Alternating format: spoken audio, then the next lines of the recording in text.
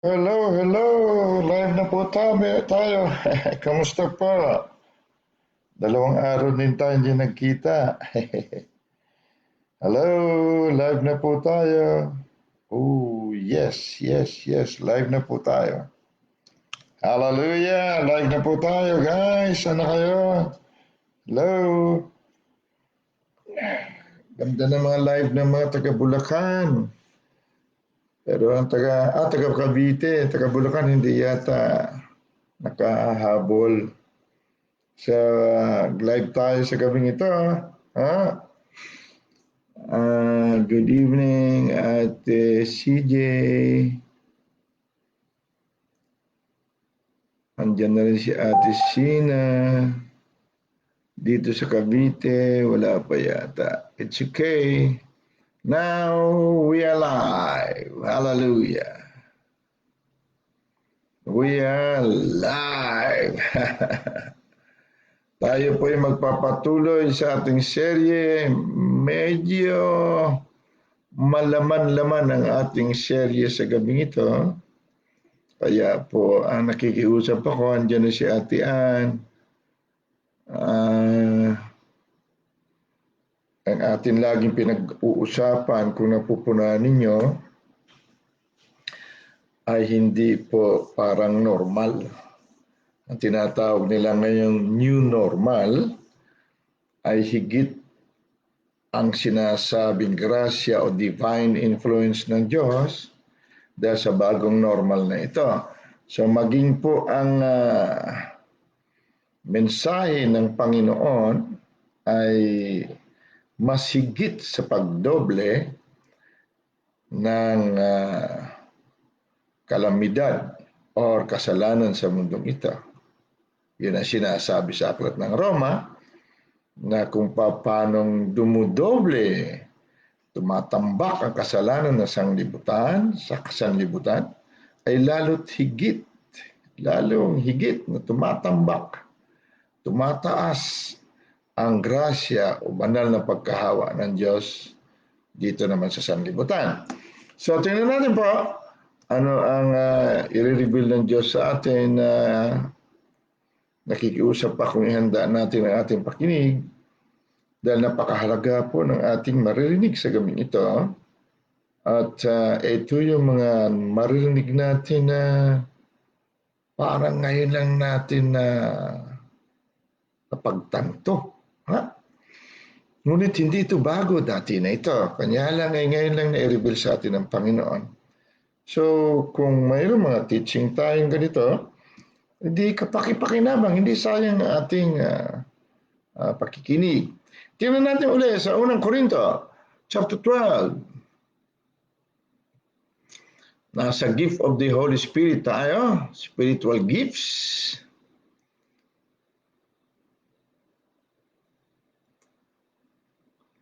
Dito tayo sa simulan natin.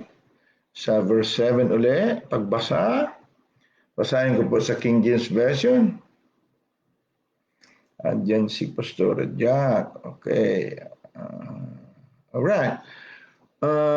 Verse 7 tayo. 1 Corinthians chapter 2 verse 7. Gusto ko lang po maiparating ang condolences natin sa ating mahal na si Ate CJ. Ano din sa kanyang mother at sa kanyang mga pamilya dahil dito sa atin condolence ang tawag. Pero doon sa taas, pag-akyat natin sa paradise, ang marinig natin doon ay congratulations. Dahil lahat naman po, kung hindi pa darating ang rapture, ay pwedeng umuwi na sa Panginoon. Kaya po, ang mahalaga, uuwi tayo. Hindi po tayo nalihis. Pumanaw po ang daddy ng ating kapatid. Kaya po, ang kagandahan ng sa mga Kristiyano na alam ang kanilang tunay na buhay, malungkot. Sad news, kumbaga, pero alam natin na higit sa lahat ng kaluluwa ay may kapupuntahan at masaya tayo kung iisipin dahil bumalik siya sa kanyang tunay na pinanggalingan, ang ating Ama. So masayang masaya siya ron. Okay? So dito tayo sa 1 Corinthians 12 verse 7. But the manifestation of the Spirit is given to every man to profit withal. King James. So sa inyong version, kung talagang akin po encouragement sa atin, ipaliwanag natin ito sa Tagalog. Ngunit sana maging ugali natin na halongkatin at halongkatin, alalahanin at alalahanin. Dahil malaki po ang ating babaguhin sa ating mga kamalayan. Dahil karamihan sa atin, halos lahat tayo ay hinubog sa talunan na kamalayan. Ngayon itong ating pinag-aaralan ay kapanalunan naman. Panalong kamalayan. But the manifestation of the Spirit is given to every man to profit withal. Ang sinasayang withal ay sa pakinabangan daw ng lahat. Ang manifestation ng Espiritu. Ang manifestation na sinasabi ng Espiritu ay ang Espiritu na sinasabi hindi nakikita. Pag sinabing manifestation, nakikita. May bunga sa mundong ito. Ang nakita, ang hindi nakita ay nakita. Kumbaga. Ito naman daw ay kung nag-manifest ito sa atin ay para daw sa kapakinabangan ng lahat. Hindi yung tayo lamang. Verse 8. For everyone is given by the Spirit of the word of wisdom. Nakuha natin ang kahit papano panimulaan ng word of wisdom. At kung tayo naman po ay talagang mapaghalungkat, maraming i-reveal sa atin ang Panginoon. Katulad kanina ng preaching ni Ate Jen, napakaganda. Very simple. Pero napakatotoo. Sabi niya, wala tayong ginawa araw-araw kundi magsalita, salita.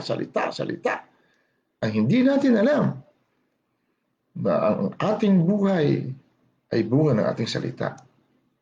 Yan ang mga ganyang wisdom na noon hindi natin alam. Kaya daldal tayo ng daldal. Kung ano-anong pinagdadaldal natin, akala natin okay. Hindi natin alam, nagbubunga pala lahat ito. Sabi niya sa isa, ay binibigyan siya ng Espiritu ng salita ng karunungan. To another, the word of knowledge. Sa iba naman, salita ng kaalaman. Karunungan ng una, tapos kaalaman. Iisang Espiritu din daw ang nagbibigay. Verse 9 na tayo. To another, faith by the same Spirit. Dito sa verse 8, kung napupunan natin, ang binibigay niya ritong dalawa, unang dalawa ay salita ng karunungan at salita ng kaalaman. Ngunit dito sa verse 9, wala siyang binanggit na salita. Kundi sabi niya, faith o pananampalataya. Nabigay din ng isang espiritu, isang espiritu. To another, the gifts of healing by the same Spirit. Wala rin salita, pero healing naman. Action ka agad ito. Manifestation ito. Verse 10, to another, the working of miracles. Biro mo yan. Trabaho ng mga himala. Manifestation ng himala. Hindi rin basta-basta ito. So, ating sundan, to another, prophecy. Ang prophecy naman, ay sabi nila, panghuhula. Hindi po yan di gaanong angkop. Ang hula kasi minsan sablay. Pero ang sinasabing prophecy, ito ay nakita na ang hindi pa nakikita. Kaya hinihayag na. To another, discerning of spirits. Ito naman discerning of spirits. Nadi-discern, iba po ang discernment kaysa sa senses. Ngunit ang discernment ay spiritual sense. Ang senses na physical, bawa panlasa, pandinig, paningin, ganun din naman sa spirit, meron din panlasa, pandinig, paningin, pangamoy, spiritual nga lang. Yan sinasabing discerning of spirits, na di-discern mo hindi sa kapangyarihan ng ating laman lamang, kundi ang laman ay napasakop sa espiritu, kaya ang naamoy ng laman ay pang-amoy ng espiritu. Pag may time tayo, pag pumunta tayo dyan, ay ating talakayin. To another, other kinds of tongues. Ang ibig sabihin, iba't ibang lingwahe o pananalita na mismo ang tao nagsasalita, hindi rin niya kadalasan alam. Ngunit, mayroon namang pag nagsalita yan, maaaring siya rin o ibang tao ang gift of interpretation of tongues, na i-explain, na ipapaliwanag naman niya kung ano sinabi ng taong yun. So, espiritu lahat ito. So, ating pansinin na lahat itong manifestation o mga pagkakahayag na ito ay gawa ng Diyos na espiritu. Hindi po ito gawa ng tao lamang. Ngunit, ang kagandahan naman, ang nagmamanifest nito o naghahayag ay tao. Hindi nga tao lamang ang naghahayag nito, ngunit ang naghahayag ay tao. Magulo, no? Ang tao lamang, na sinasabi natin, ay hindi po napapasakop sa espiritu. Ngunit ang tao na sinakop ng espiritu ang makakapaghayag nito. Amen? Hallelujah. Father Almighty, salamat po. At sa gabing ito, lahat ng mga alinlangan, katanungan, problema, ay sigurado akong lulutasin mo sa pamagitan ng iyong turo sa gabing ito. Dahil ikaw ang tunay na solusyon. Ikaw ang pinakamakapangyarihan. Kaya Ama, salamat. Ngayon pa lang, dahil ang bawat isa sa amin na makikinig ay tatanggapin na naman ang hindi kayang ibigay ng sanglibutan, ngunit kayang-kaya mong ibigay higit pa sa aming mahiling, higit pa sa aming maisip. Dahil ikaw na nasa amin ay binuksan namin, pinahintulutan namin na gumalaw according to the power na ikaw rin working within us. Ama, salamat. Ikaw ang aming daddy. Ikaw ang aming aba. Ikaw ang tunay naming ama. Dalangin ko katulad ni Ate CJ na yakapin mo siyang palagi, Ama. Madama niya. Nawala nga ang kanyang daddy pero mayroon siyang higit na daddy na kahit siya'y tulog, binabantayan mo. Ang hindi pa niya nakita sunod na mga taon ay inihanda mo na dahil labis mo kaming mahal. Ama, salamat sa kasiguruhan na ito. Sa gabing ito, amin din inaangkin ang paglinis ng kordero mo, ng kanyang banal na dugo sa amin sa loob at labas, upang malinis, walang dungis at banal kami sa harapan mo. Ikaw, Ama, Aba, na pag-ibig. Salamat. We come boldly into your throne of grace. Malakas ang loob namin humarap, dumako sa iyo, dahil nilinis kami ng iyong banal na dugo sa pamagitan ng iyong kordero na si Hesus Kristo na aming Panginoon. Salamat po. At aming tatalakayin, aming lalasapin, at aming pagpipiyastahan ang iyong mabuting balita na ituturo sa amin sa gabi nito. At ang bawat isa sa amin, ang bawat salita na marinig mula sa iyong bibig ay aming magiging kamalayan at katauhan. We bless you, Father. Sa pangalan naming katuwiran, aming buhay at aming katauhang si Kristo Jesus. Amen. Hallelujah. Angels of God, we dispatch you in Jesus' mighty name. Go forth, guys. We bless you. Amen. Hallelujah.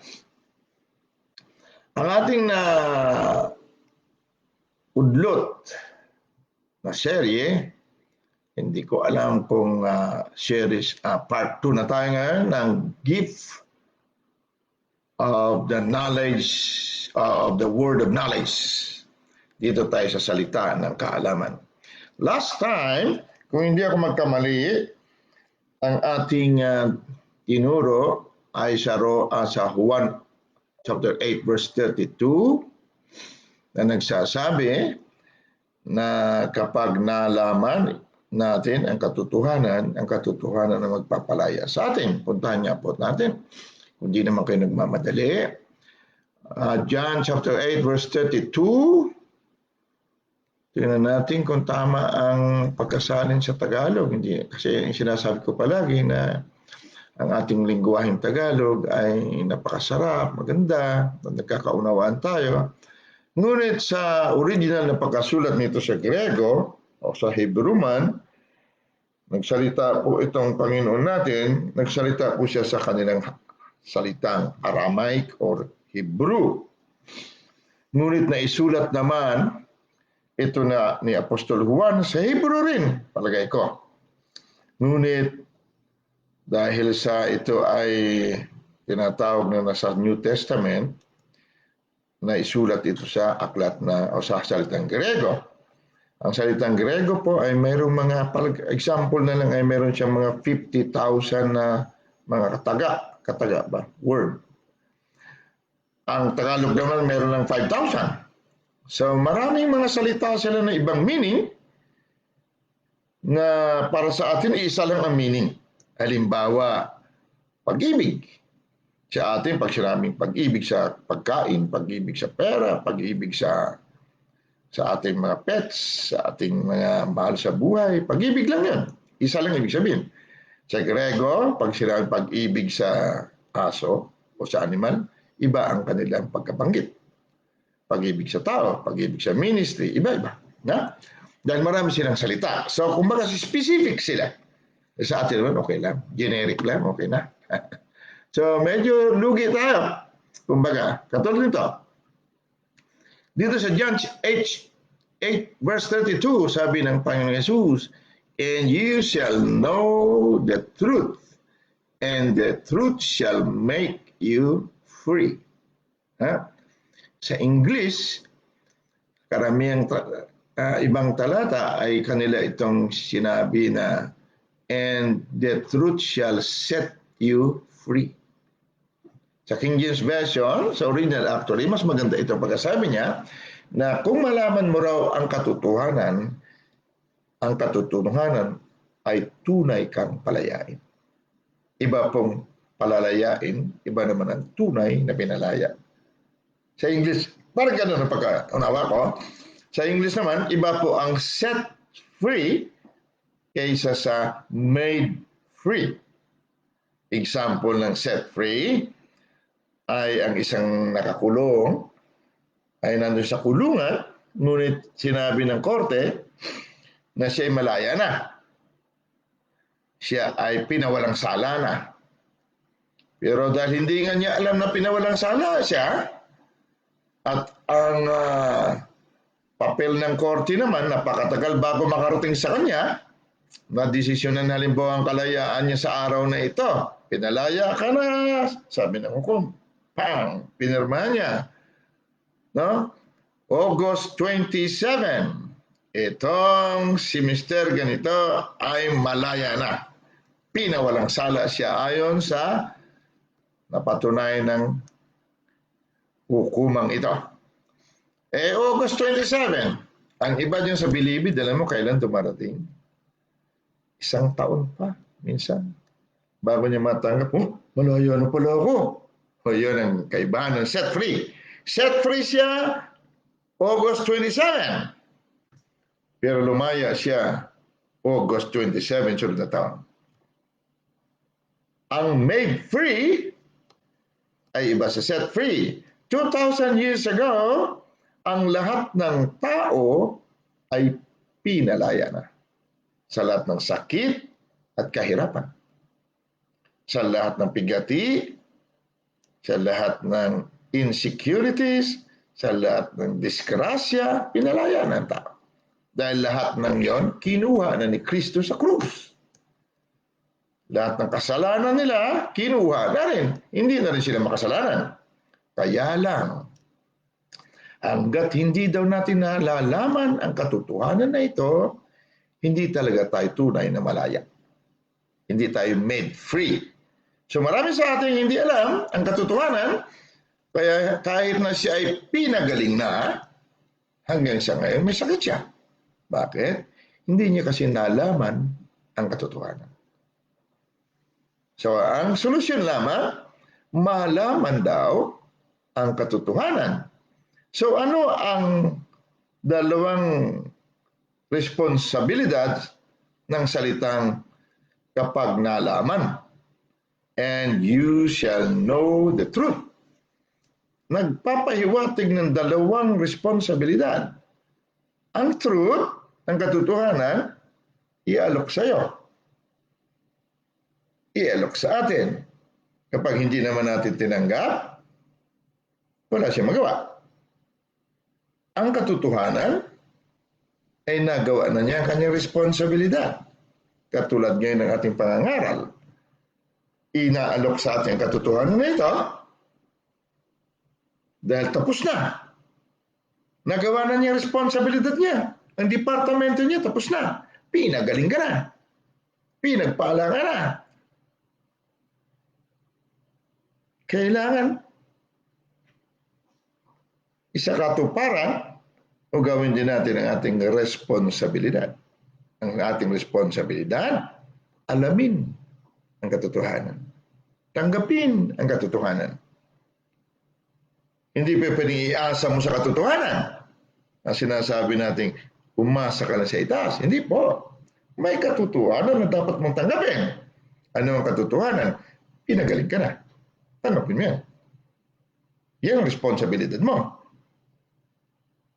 Kapag sinabi mo naman na may sakit ka, sabi ng doktor ganito, hindi mo tinanggap ang katotohanan. Dahil sabi ng katotohanan, pinagaling na kita eh.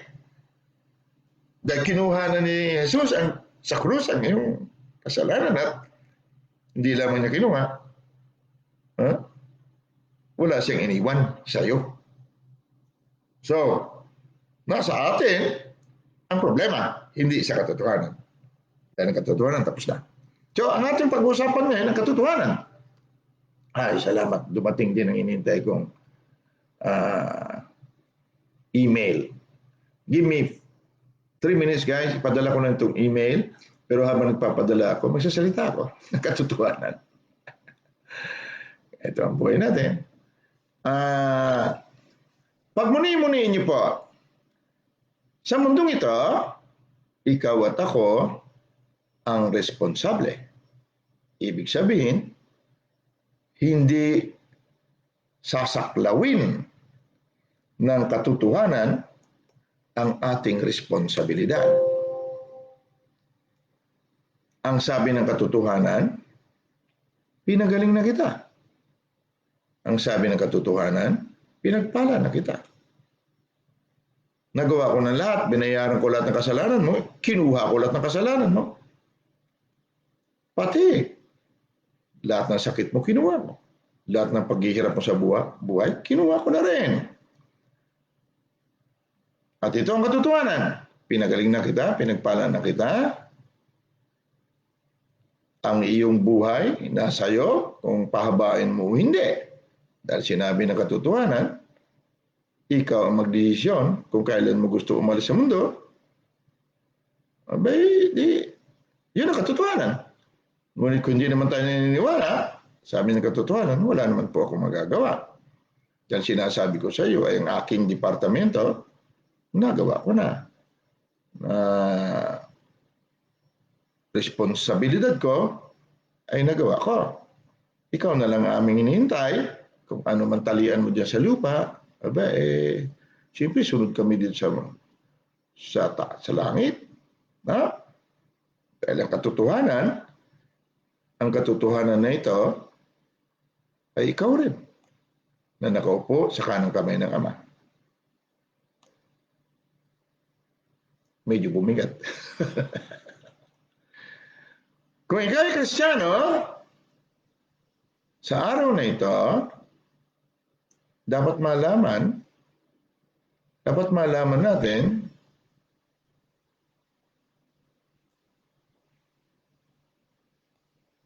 na ikaw at ako ay nakaupo sa kanang kamay ng kataas-taasang Diyos. Pag sinabing kanang kamay, hindi po ito upuan basta. Ito po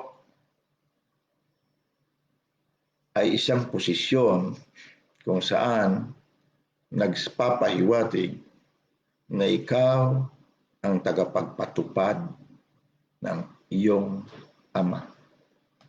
Pag sinabing tagapagpatupad tayo, ang ibig sabihin, tayo po ang nasusunod dito sa ating area of responsibility. Ano po ang area of responsibility natin? Ang mundong ginagalawan natin ngayon, mundong nakikita. Kaya pagdating dito sa lupa, nasa iyo kung anong desisyon mo, yan po ang matutupad. Kasi ikaw po ang nasa kanang kamay ng Ama. Ikaw ang CEO, sa English, Chief Executive Officer. Yan po tayo. Dahil hindi po sasaklawin ng Diyos ang sinabi niyang ibigay natin ang kapangyarihan sa lupa, sa ating wangis at ating katulad na tao. Sabi niya, lalangin natin ang tao at ibigay sa kanila ang kapangyarihan sa lupa. Kaya lang, sabi niya, ang kapangyarihan na ito ay sa mga isda sa tubig.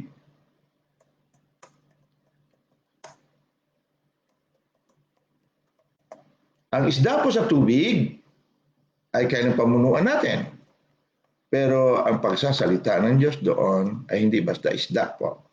Na ipaliwanag natin saglit, no? Pero ulitin ko, ang isda po ay mga katauhan. Malalim, maraming mga katauhan. Pagkatao, kamalayan. Napakalalim na hindi natin maapuhap. Mayroong isang napakatalino.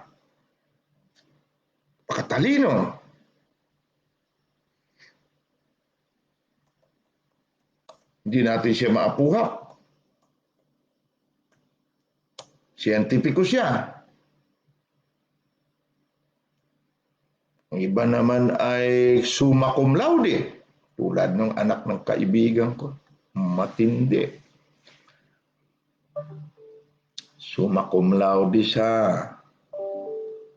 Lasal.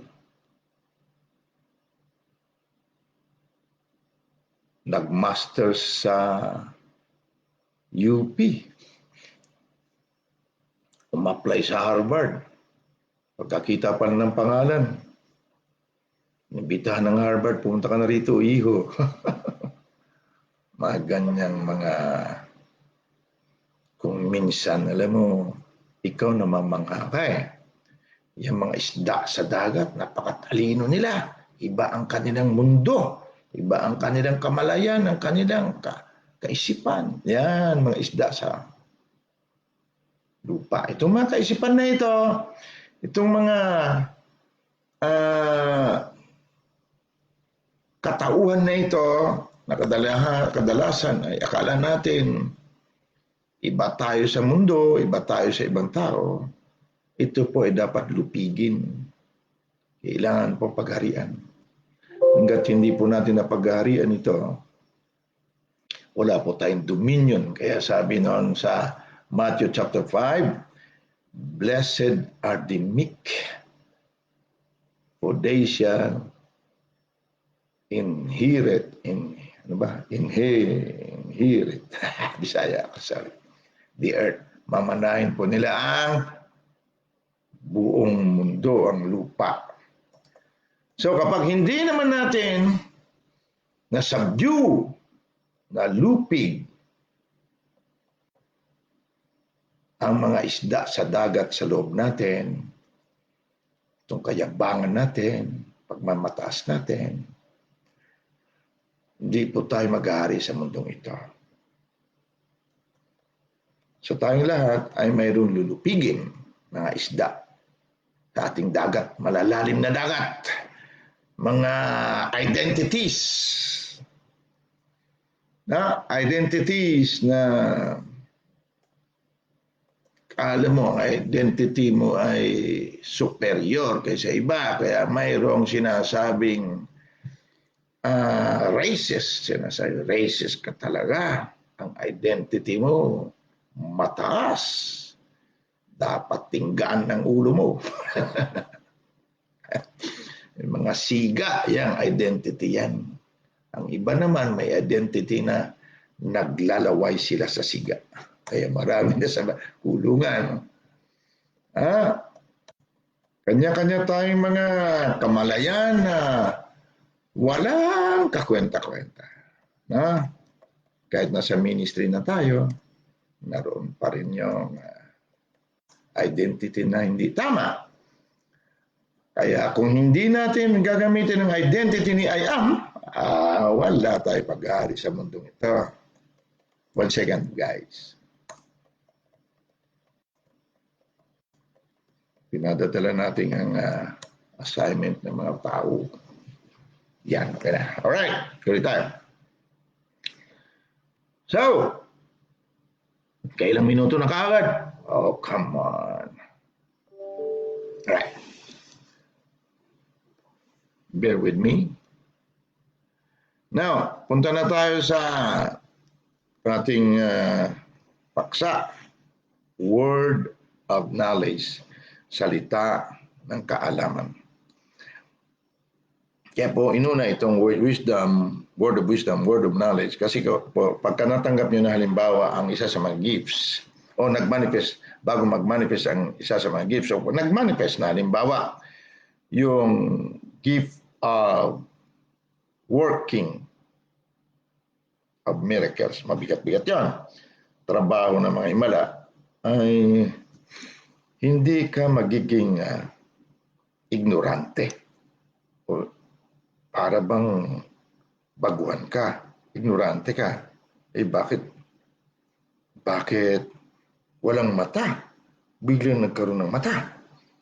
Bakit patay na? Buhay. O Himalayan. Working of miracles yan, kumbaga.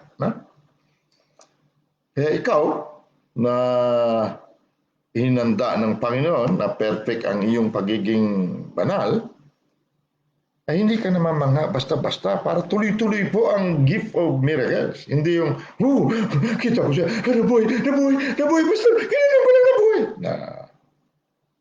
Okay, talaga nakakamanga. Pero, kailangan mapag-aralan natin ang word of wisdom at word of knowledge para pagdating ng panahon na yan, hindi naman sa tayo ay naging parang hindi na tao lamang, no? O kaya hindi na normal, no? Kundi kaya tuloy-tuloy ang ating paghayag ng mga himala na yan ay dahil naunawan natin ang sinasabing word of knowledge, word of wisdom. Okay? So tingnan natin. Punta tayo sa, ano bang unahin natin? John chapter 14, doon tayo galing. Ewan ko natandaan yung ating paliwanag sa part 1. Nag-uusap si Tomas, si Felipe, at si Jesus. At sinabihan sila ng ganito, ganon. I-prepare ko ang place sa inyo. Sabi niya, ewan ko natandaan nyo, review nyo doon sa ating, sa ating unang. Kasi ito medyo mabigat-bigat. Bumibigat ng bumibigat. Dahil ang revelation po ay progressive. Punta natin halimbawa ang John chapter 14 verse 28. At takaw-takawin natin ang ating sarili para sunod natin pagkita uli ay excited tayo. Kumbaga, nalasak natin yung sabi ng salita, taste and see that the Lord is good. Sabi niya, tikman mo at tingnan mo ng Panginoon at mabuti. Paano mo titikman? Ha? Pag hindi mo nalasan, hindi mo natikman. Ha? So itong ating pahayag ngayon, pahayag ng Panginoon sa atin, tikman natin. Pag hindi natin nalasahan ito, hindi mo babalikan. Okay? Sabi dito, verse 28. Ye have heard, John chapter 14, ha? Juan 14:28.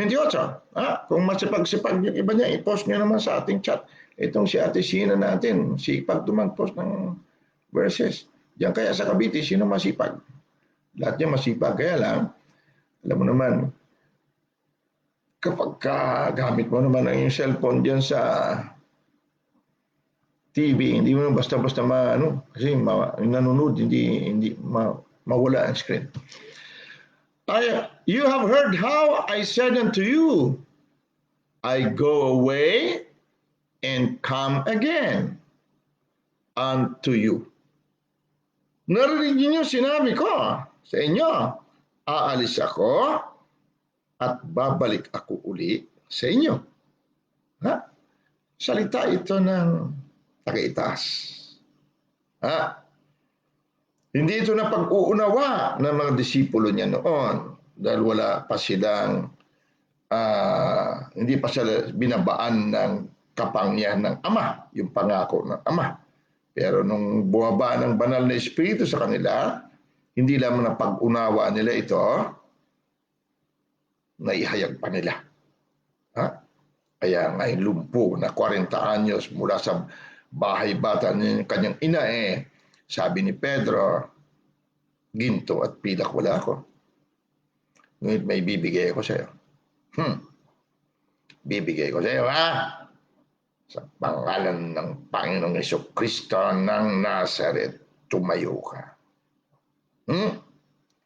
Dahil si Kristo Jesus bumalik sa kanya. Hindi tumayo alam mo ba na hindi narinig ng, kung basahin mo doon, sa Acts chapter 3 ba yun? Acts chapter 4, hindi narinig ng lumpo. Ang sinabi ni Pedro, ang nakarinig ang kanyang bukong-bukong. Nung marinig ng bukong-bukong,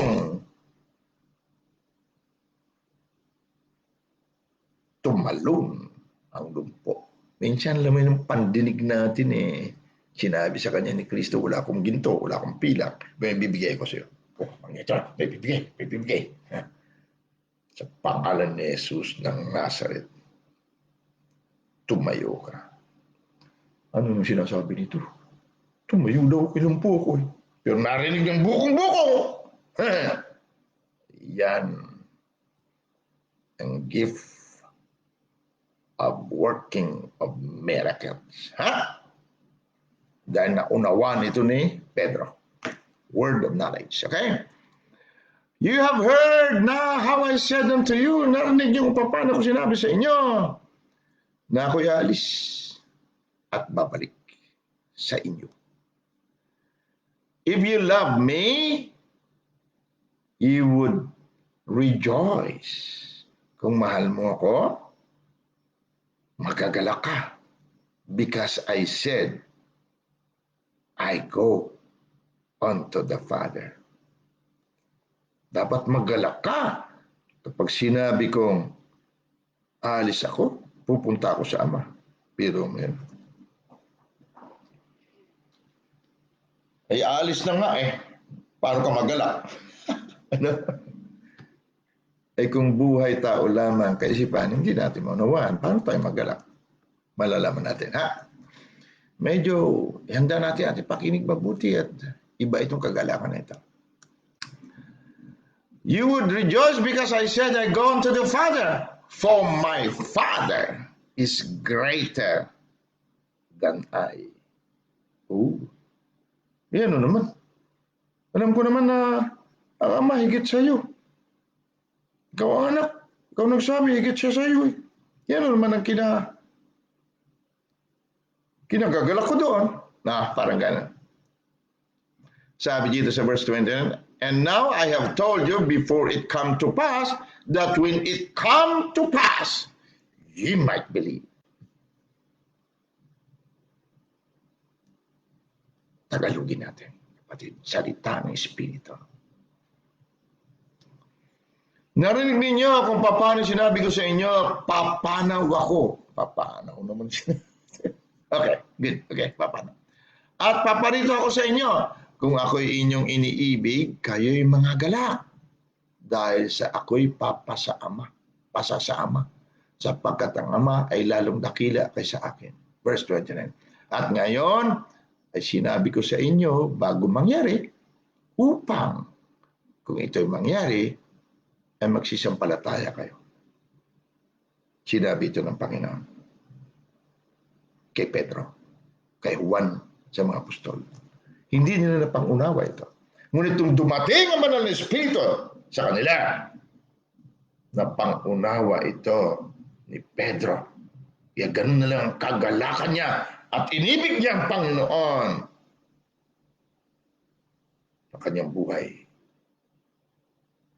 At dumating ang panahon na sinabi ni Jesus. Ang gifts of the Holy Spirit nag-manifest sa kanila.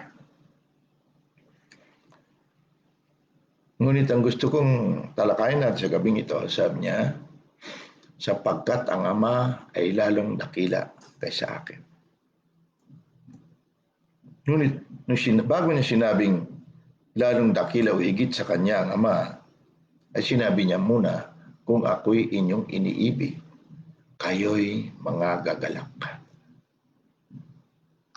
Bakit? Sabi niya,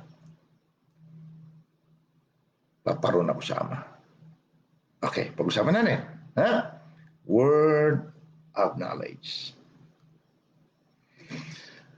Malaon na panahon na ang pagkaunawa natin na ang tinutukoy ni Jesus ay ang kanyang sarili. Na siya ang anak, si I am, ang Ama na higit kaysa kanya. Ngunit ang sabi ni Jesus, magalak kayo dahil ako'y aalis. Punta ako sa Ama. Ngunit babalik ako. Pero bago niya sinabi yan, sabi niya, ako at ang Ama, iisa. Sa makatuwid, kung unawain natin, si Jesus na may buhay Kristo at may kaisipang Kristo ay aalis. Pupunta sa Ama. Siya at ang Ama, iisa. Kapag nakita mo ako, sabi niya, Felipe, nakita mo ang Ama. At ako'y aalis. Akit ako sa Ama, pagbaba ko. Kaisa ko ang Ama, at pagbaba ko sa iyo, sabi niya, magalak ka. Dahil higit ang Ama kaysa sa akin.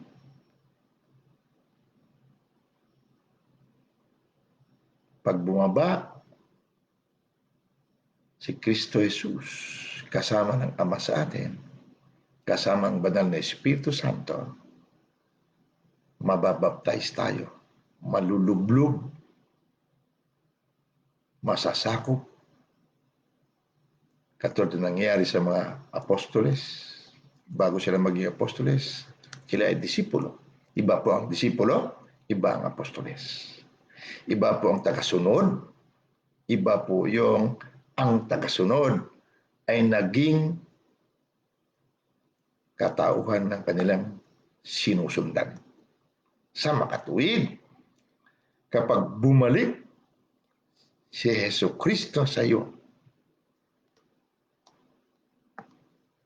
ikaw at si Kristo ay iisa. Ikaw ang anak, ang Diyos ang Ama. Correct? Now, pag sinabing the Father, ang Ama, Siya po si I Am.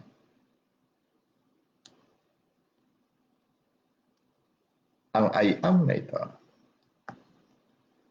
ay siya ang kamalayang I Am.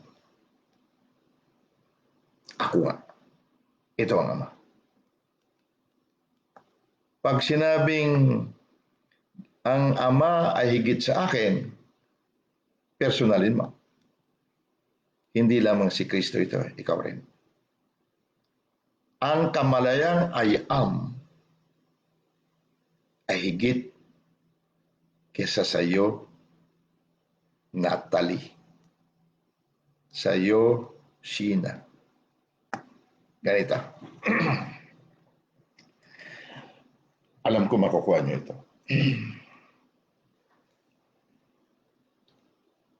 Sabi ng Ama, lalangin natin ang tao.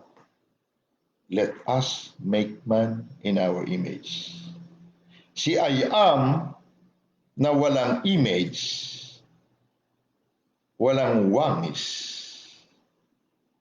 nagkaroon ng wangis. Pagdating sa mundong nakikita, yan ay I Am na may wangis. Ulit. Makinig po mabuti at paliwanag kong mabuti ayon sa ating consciousness. Gawa ako ng isang example. Kayong mga babae, nagbuntis. Ang sabi sa English, conception, immaculate conception kay Maria. Ang binubuntis mo ay hindi higit sa iyo. Ikaw na nagbubuntis ay higit kaysa sa iyong binubuntis. Si I Am nabuntis. Ngunit si I Am walang hugis. Ang I Am consciousness, ang kamalayang I Am o kamalayang Ama ay walang hugis. Ngunit mayroon siyang conception. Ang consciousness ni Sheena, ni Nino, ay sakop ng consciousness na I Am.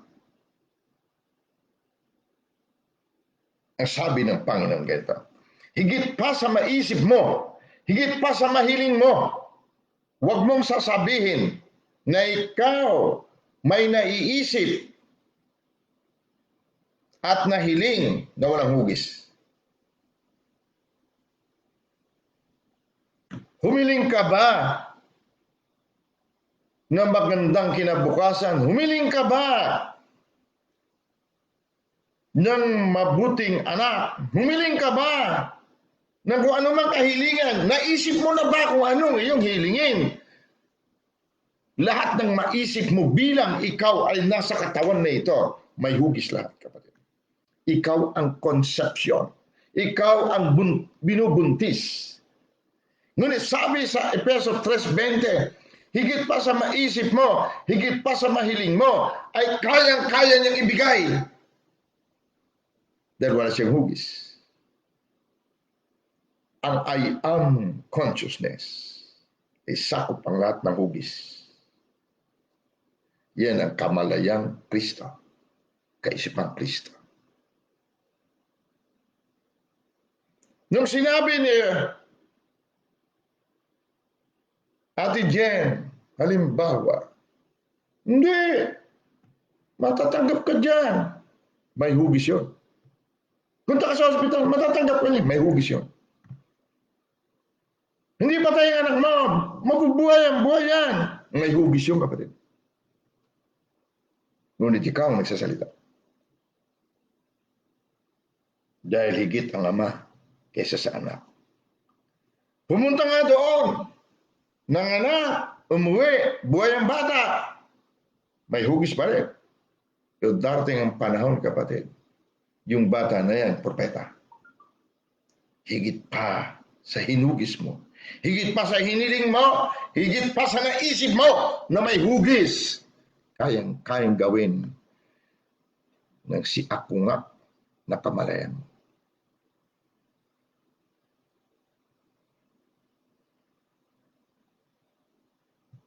Dahil ang I am consciousness, ang ama ay higit kaysa sa anak.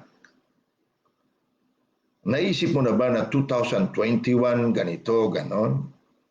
Nahiling mo ba sa ama? Lahat yan may hugis.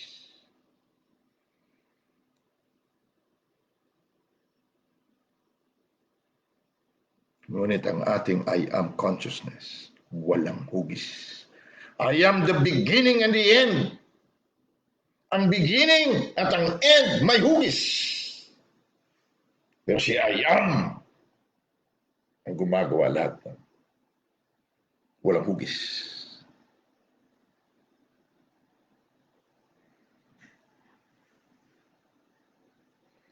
Ang I am consciousness, kapatid, nagbubuntis.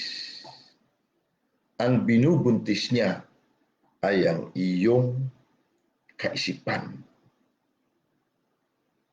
na sinakop niya. Kaya kung minsan magugulat ka, ang hugis na hiniling mo ay makatapos ka lang ng pag-aaral sa college. Hindi mo akalain na magiging senador ka pala.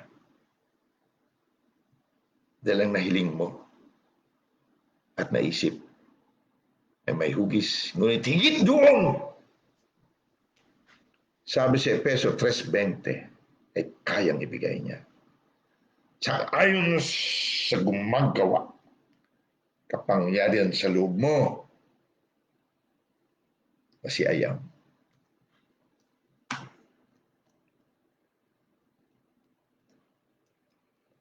Kaya, itong mga salita na ito, word of knowledge, hindi po ito mapantayan ng pera. At marami sa atin marahil hindi basta manguya. Ngunit sa oras na ikaw at ako ay tumanggap sa Panginoon, sabi niya, come again. Maggalak ka, alis ako. Dahil pag hindi ako umalis, hindi ako makarating sa iyo ulit. Ngunit pag umalis ako, sabi niya kay Magdalena, huwag mo akong hawakan, Magdalena. Dahil hindi pa ako umakyat sa Ama. Ngunit sabihin mo sa mga kapatid ko, aakyat ako sa Ama na kanilang Ama. Sa aking Diyos na kanilang Diyos. Dahil higit ang Ama kaysa sa akin. Ngunit pag-akyat ko roon, maggalak kayo dahil babalik ako. Pagbalik ko, ikaw ang anak. Ako at ang Ama. Greater than you. Kaya sabi ni Pedro, ginto man at pilak wala ako. Ngunit ibibigay ko sa iyo sa pangalan ng Panginoong Jesucristo ng Nazaret, tumayo ka. Yun ang hugis na alam ni Pedro. Tumayo. Ngunit hindi niya na kayang hugisan na ang bukong-bukong ng lumpo makarinig at hindi tumayo ang lumpo. Tumalon. Higit pa sa hugis na maisip mo, kapatid. Si I am na gumagalaw sa iyo at sa akin ay kaya ibigay. Higit doon sa nahiling mo. Higit doon sa naisip mo. May hugis. Kaya kung minsan dumarating na ang anointing ni I am naroon, at sinabi mo sa pangalan ng Panginoong Yesus, pinagagaling kita. Gumaling. Katulad ng nakakoma. Nilihan, hindi ko naman dinampi. Ikaw, ugat, kayong mga ugat, dalawang ugat, bumara sa puso. Kayong dalawang ugat na bumara. Umayos kayo. Kayong mga bara, umalis kayo sa pangalan ng Panginoong Yesus. Dito naman, naputol ng mga ugat. Kayong mga naputol na ugat, magsidugtong kayo sa pangalan ni Yesus. Nangyari naman. Sinabi ng Panginoon, magising siya kinabukasan, nagising siya. Ngunit higit doon, nalaman ko, makapal ang kanyang salamin, reading glass. Nung pumunta daw sa kanyang optometrist, tawag doon. Nagulat ang optometrist niya. 2020 na ang vision niya. Higit pa sa maisip mo. Hindi ko pa alam ang I am consciousness ng panahon na yun. Ang alam ko lang. Pag sumampalataya ka sa Panginoong Yesus, ilihan mong kamay mo sa may sakit, gagaling siya. Palayasin mo ang diablo, lalayas siya. Ngunit, lumalago ang revelation ng Panginoon. Ang pahayag niya.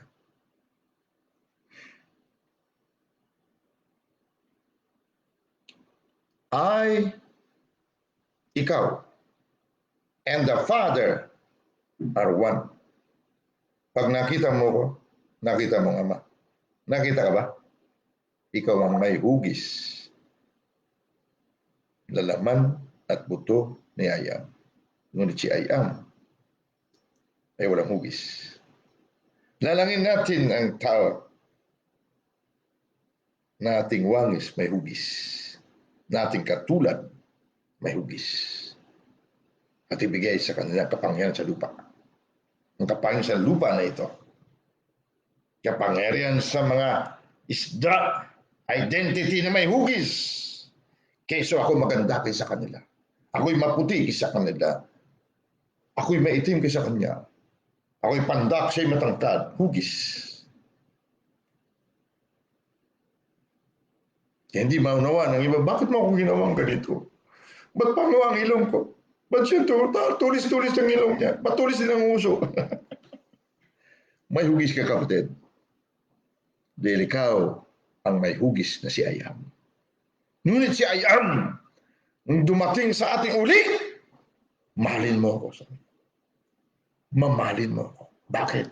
Taste and see that the Lord is good. Magalak ka na bumalik ako sa iyo.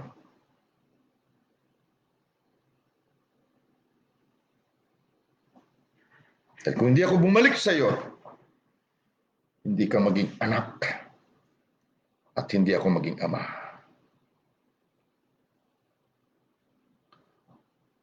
Kapangyarihan sa mga isda sa dagat, napakalalim ng dagat natin sa loob.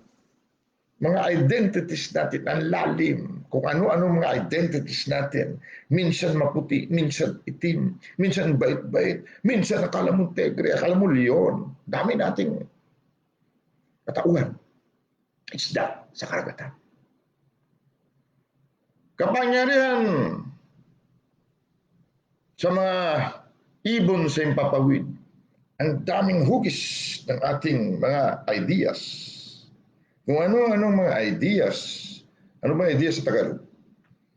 Nakailang isubdue.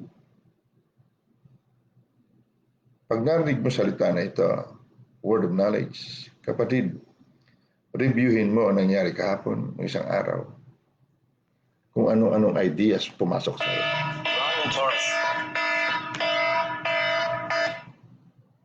Bro, nagla-live ako. Wait a minute. Kulit mo.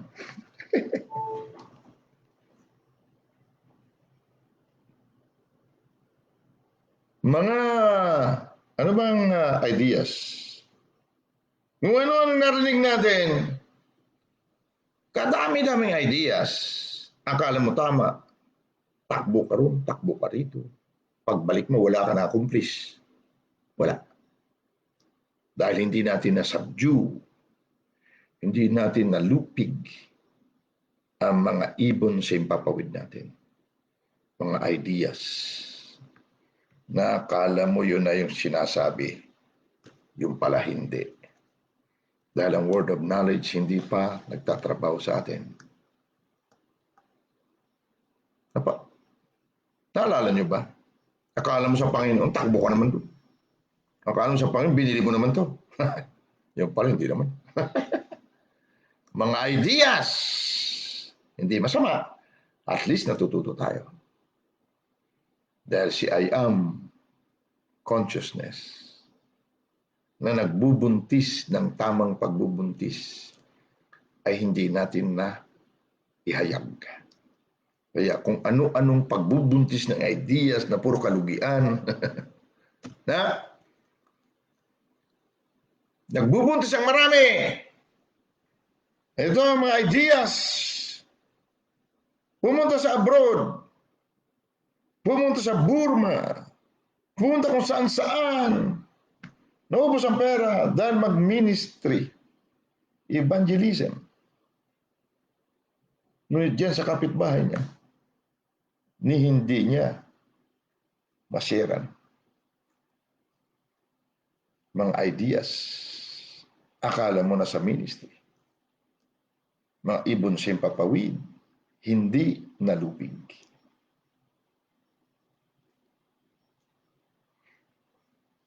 Tatayo ako ng ministry doon. Ngunit pamamahay mismo natin, hindi natin ma-minister. Ha? Mga ibon sa papawid. Minsan mga uwak. Minsan mga pipit. Minsan mga pugo na hindi nga makalipad. Hindi agila na ibon ang palagi nating hinatanggap ng mga ibon sa ating kaisipan. Dapat malupig at malupig lamang ito if we have the word of wisdom and word of knowledge. Kaya tayo nag-aaral, kapatid. Huwag mo sabihin ikaw lang. Kaya ako sinasabi, naranasan ko. Huwag mo sabihin na di tayo nag-aaral. Nag-aaral tayo. Sabay-sabay tayo. Ano pa susunod? Mga hayop sa gubat. Itong gubat na ito na para karaming hayop. Carnivorous pa karamihan. Lupigin daw, kapatid. Mga gumagapang sa ating lupa. May gumagapang sa loob, kapatid, tandaan mo, ang puso na yan nagiging alabok. Yung lupa na kailangan lupigin hanggang tayo'y maging meek. Blessed are the meek, for they shall inherit the earth. Ang meek, kita na nyo sa Hebrew meaning, ito yung mga tamed, disiplinado niya, mga gumagapang na lupa sa kanya. Kaya niya kayang manahin ng lupa. Kaya lahat ng gumagapang na lupa, gumagapang sa lupa niya kanya na tame. Alam mo yung tame? Yung yuyurakan niyang lahat ng mga alakdan. Yung mga, sabi niya, ano sabi sa Matthew, chapter 8 ba yun? Sabi niya, yung mga alakdan, yurakan mo. Gumagapang sa lupa mo. Lahat ng malalaking hayop dyan, itame mo. Na self-impose discipline. Mahirap-hirap din, kapatid. Pero kung hindi natin simulan, paano natin matatapos ang labanan? Ha? So ang labanan ay wala sa labas, kundi sa loob. Wala ka nang hanapin pa sa labas. Lahat na sa loob. Pag napagharian natin ang mga isda sa karagatan natin, mga identities na hindi nais-nais. Kapag ang mga hibon sa impapawid natin ay ating nalupig, mga kaisipan, mga ideas, kukumahog tayo, hindi naman pala tama. Dahil akala natin yun na yun. At ang mga gumagapang na hayop sa ating lupa, naging sumpa. Puro kamalian dahil pinahintulutan nating gumapang ang mga hayop na ito. Dahil wala tayong word of wisdom, word of knowledge, kapatid. Matapos ka man ng pag-aaral, magiging founder ka man ng iPhone, walang kabuluhan.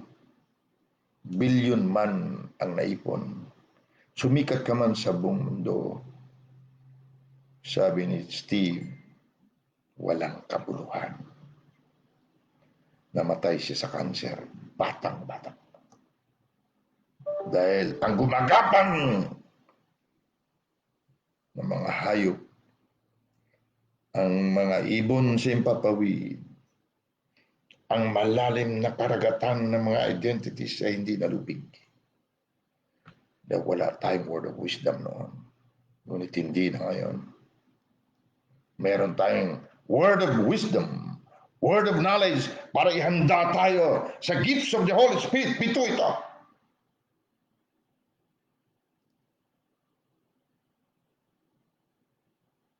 Faith, working of miracles.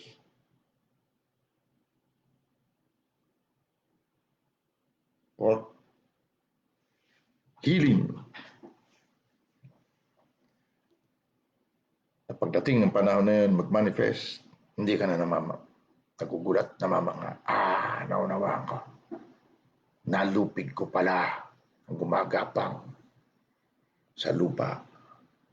Sa lupa ko. Kaya nag-manifest ito. Pag nalupig ko naman itong ibon sa impapawid ko, magmamanifest naman ito. Pag ang identity ko, nakuha kong tamang identity ko na si I am ako, datang identity na mali, nilupig ko. Kaya sabi dito, ang I am consciousness, I am Ama. Ang iyong katauhan na si Oman ang anak. Ang naisip ni Oman, ang naisip ni Jing na anak, at kanyang nahiling ay may hugis. Higit doon ang kamalayang mong si I am na kayang-kaya niya ibigay. Dahil ikaw at ang Ama, iisa. Ngunit ang Ama ay higit kaysa iyo. Unconditioned consciousness is greater than conditioned consciousness. Ang walang hugis na kamalayan ay higit sa may hugis na kamalayan. Humiling ka, may hugis yan. Magsalita ka, may hugis yan. Ngunit higit yan ang tunay mong kamalayan na si I am. Ay isa sa iyo. Kaya wala kang limitasyon, kapatid. Kaya pag nakita mo, may COVID, may lockdown, yan ay hugis. Higit dyan ang magawa ng buhay kamalayang ayam natin. Huwag mo lang siyang limitan. Salita ka lang ng salita. May hugis ba niyan? Matutupad yan. Higit sa sinabi mo, kayang-kaya gawin ng Ama mo na higit sa'yo. Ang I am consciousness mo. Ang I am consciousness ay ang nagbubuntis. Ang ating consciousness bilang anak ay ang binubuntis.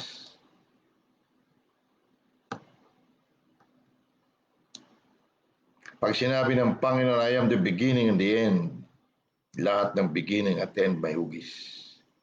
Siya ay ang lahat ng nagbuntis nun at naipanganak na niya. At ang sabi niya, lahat ng ito nasa sangkalangitan para sa mga espiritu.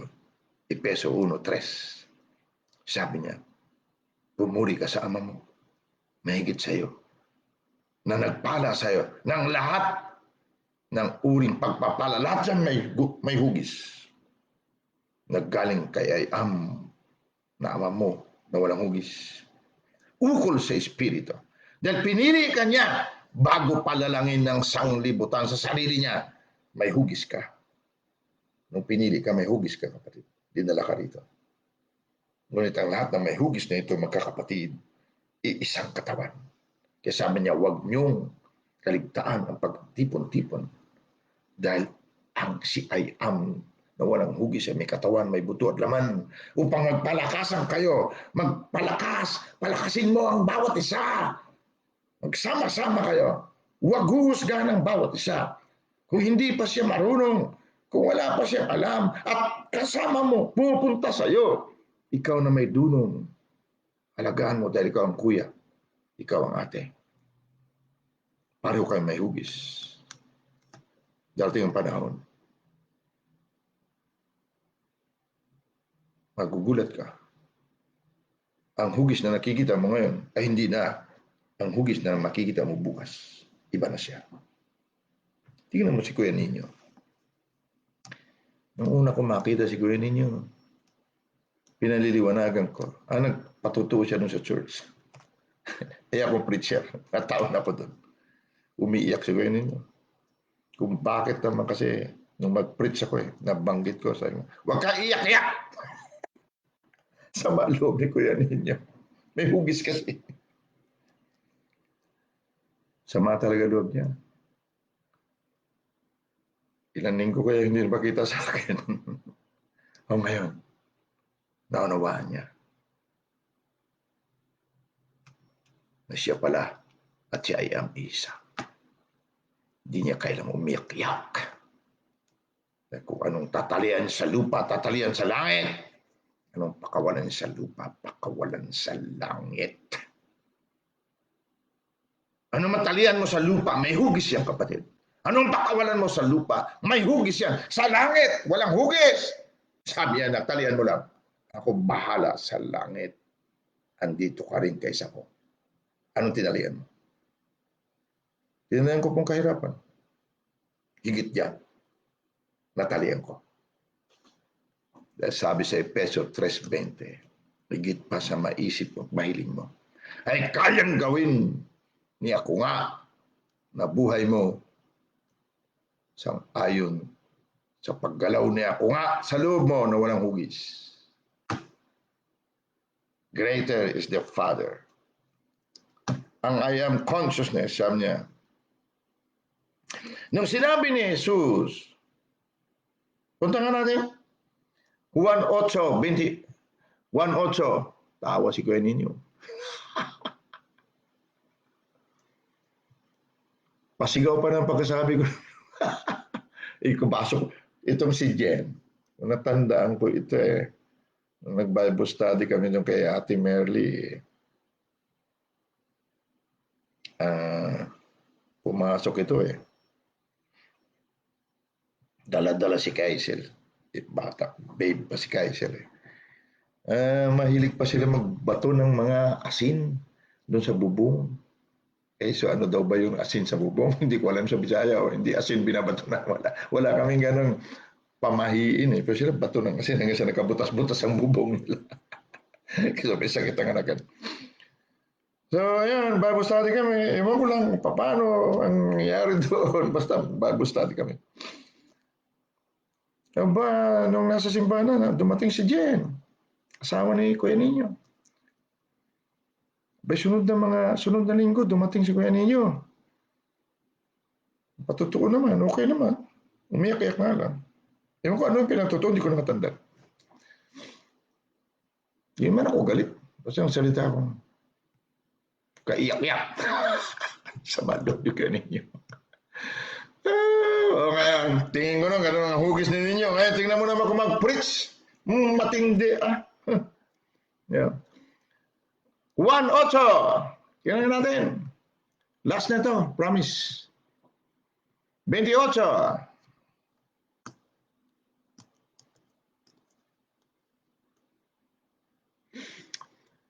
Sinabi ni Jesus, kung may taas na ninyo ang anak ng tao. No, 28 naman ako. 58, sorry. Sorry. 18:58. Yung mga ibon sa Himpapawid, paalala ko lang, may napupuna ako. Mga ibon sa Himpapawid, kailangan natin lupigin na. Huwag masyadong padala-dala sa mga ibon na hindi naman, mamaya wak yung mga kamalayan na yun o kaisipan na yun. Hindi lupigin natin yan. Verse 58, 1:8, sinabi sa kanila ni Jesus, katotohanan, sinasabi ko sa inyo, bago ipanganak si Ayam, ay ako nga. Sa King James. Jesus said unto them, salita ito ni Jesus, salita ito ni Ayam, salita ito ng Espiritu, hindi ito salita ng tao o kalaman ng tao.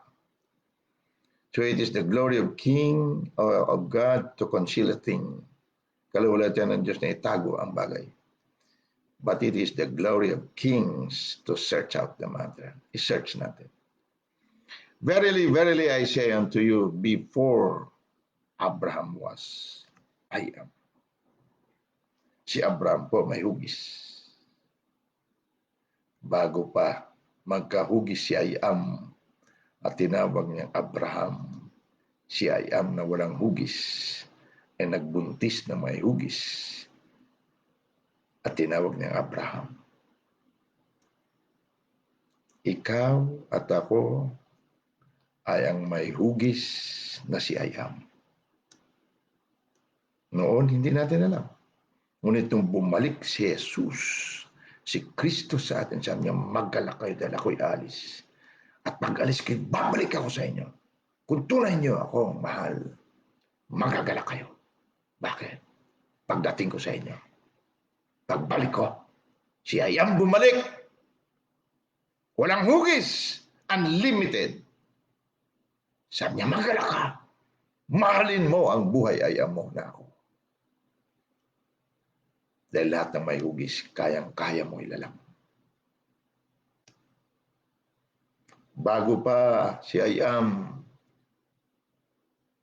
maging Abraham, maging Ninyo, maging Dindo, wala siyang hugis. At lahat ng hihilingin mo, lahat ng maisip mo, ay si Ayam na nagkahugis. Kaya ang lahat ng hilingin mo at isipin mo, ikaw yun. Si Ayam yun na may hugis. At ilalalang mo sa pamagitan ng dila mo ito. Kaya yan ang katotohanan na ginagamit at sinasakyan ng dyablo. Ang pagiging Ayam mo. Sabi niya, Deuteronomy, inilalagay ko sa harapan mo buhay at kamatayan, pagpapala at sumpa. May hugis lahat yan. Pumili ka. Kaya ang dyablo sabi niya, bibigyan ko siya ng may hugis. Ang Himpapawid ay punuin ko ng mga ibon, mga vulture, mga uwak, mga kaisipan, ideas, na paliliparin ko sa kanyang kalawakan. Ideas. At kapag binanggit niya ito, magkakahugis ng kamatayan, sakit, kahirapan.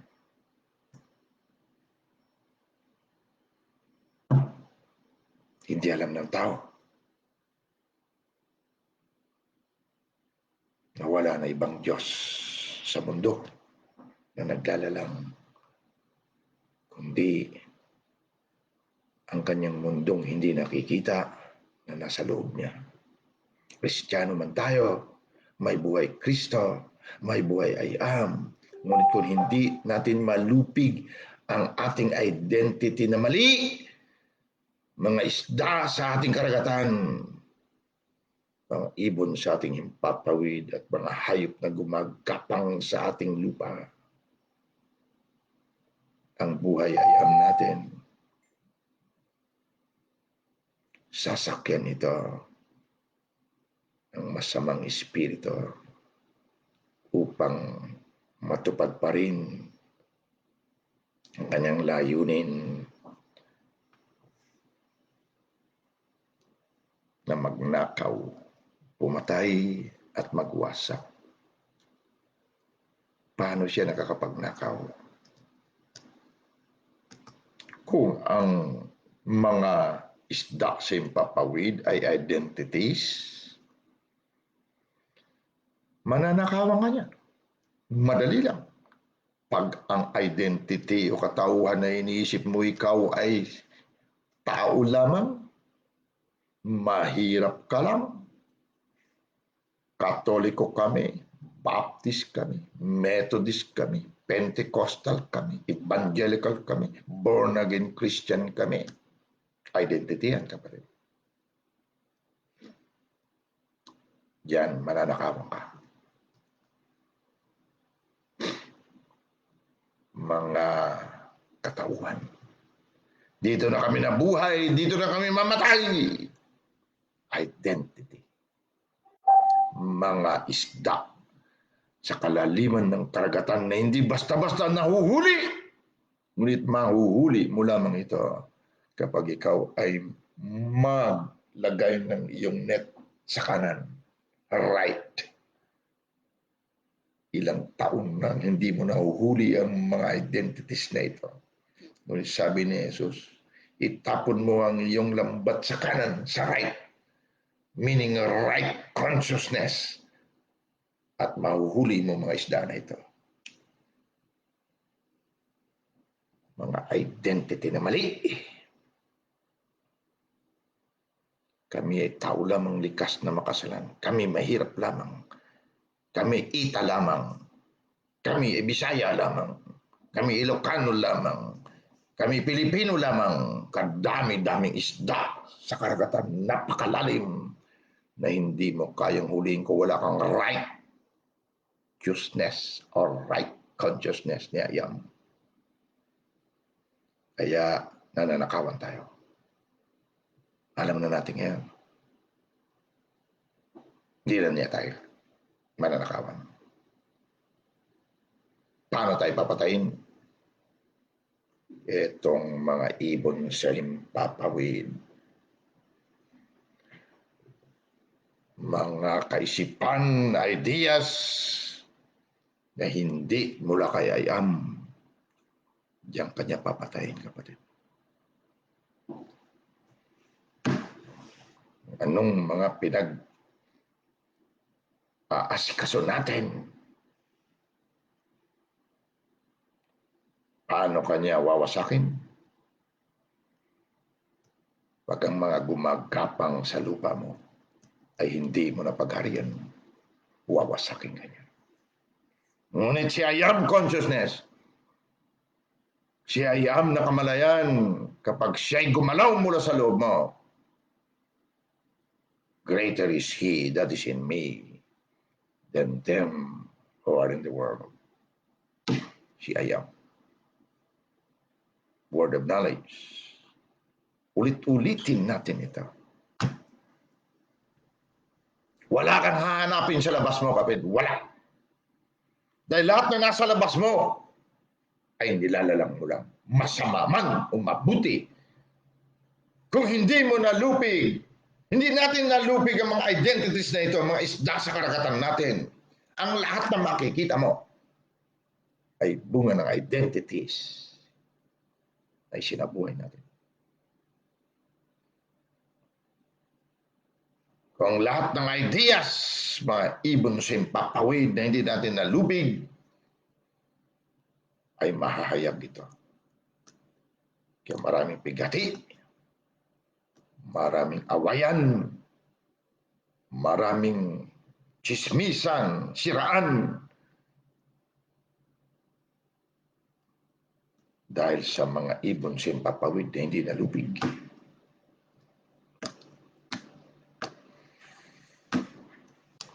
Kailangan natin ng word of knowledge, kapatid. Amen? Hindi ako galit. Gusto ko lang bugbugin itong mga isda sa ating karagatan, ibon sa ating papawid, at mga hayop sa ating lupain na nasa atin. Kaya magtulungan tayo, kapatid. Tulad ni Ate CJ, nawala ang daddy niya. Kung hindi niya kayang lupigin, ang nakaalaman natin noon,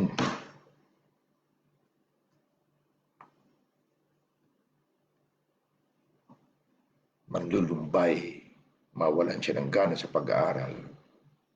Ngunit kung alam niya ang katotohanan, word of knowledge, ng daddy niya ngayon ay nasa paradise, masaya siya. Bakit? Bago pa mangyari yan, nalupig niya ang mga ibon simpapawid ng daddy niya. Kaya tumanggap sa Panginoon. Kaya matagal man naglagalag tayo, kapatid. Marami tayong kapatiran na nalupig ang mga impapawid nila. Kaya napasyalan tayo. Kaya naibalik tayo sa Ama. Victory. Win-win solution. Panalo! Walang katalo-talo. Hallelujah. Kaya huwag kayong bumitaw. Pag sinabing walang life, mag-live ka. Lupigin mong himpapawid ng pride, ang hiya, ng takot, mga ibon sa himpapawid. Wala kang ginagawa. Gawin mo ang magpahayag ng salita. Hanggang sa habang nagsasalita ka, mauunawaan mo, lalong lumalago ng lumalago ang kamalayang ayam mo na hindi nangyari sa iyo kailanman. Nangyari kanina. Amen? Kailan pa tayo magsimula, kapatid? Kailan? Ikasa mo. Matagal mo nang hindi na ikakasa, kapatid.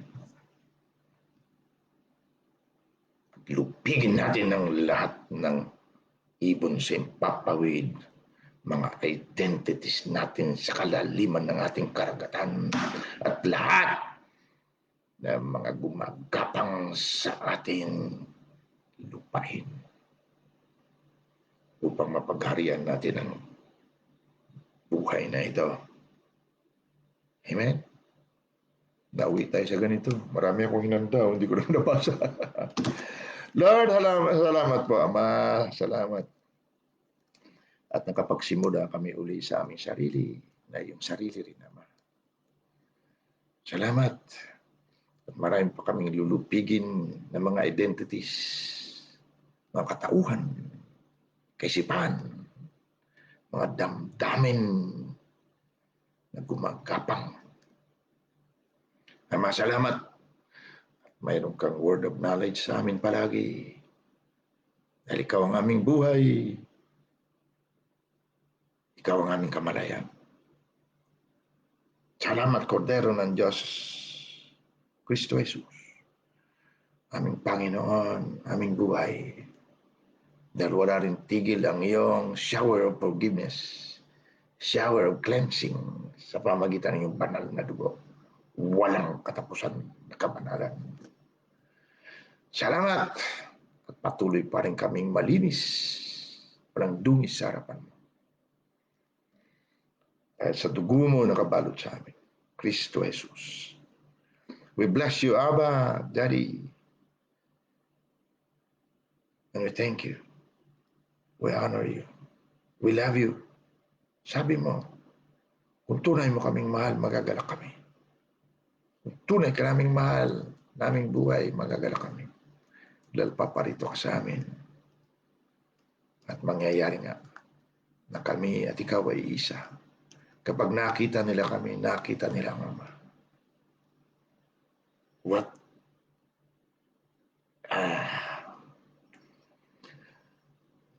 Kaano kataas na hiwaga. Napakasarap. Amen. Salamat, Ama. Thank you. Sa pangalan namin katuwiran si Jesus, naming buhay at katauhan. We honor you. We thank you. Amen. Guys, I bless you. In the name of the Father, of the Son, and of the Holy Spirit, you're blessed. You're blessed. And always remember, meron tayong I am consciousness. May kamalayan tayong si ako nga na walang hugis, ngunit nagbubuntis ng lahat ng may hugis at lalabas mula sa puso mo sa iyong dila at mailalang mo. Amen. Angels of God, we dispatch you again in Jesus' mighty name. Go forth. We bless you guys. Amen. See you tomorrow. Kung hindi ako makapag-live tomorrow, siguro pwede ako. Pero kailangan kayo muna. Amen. I love you guys.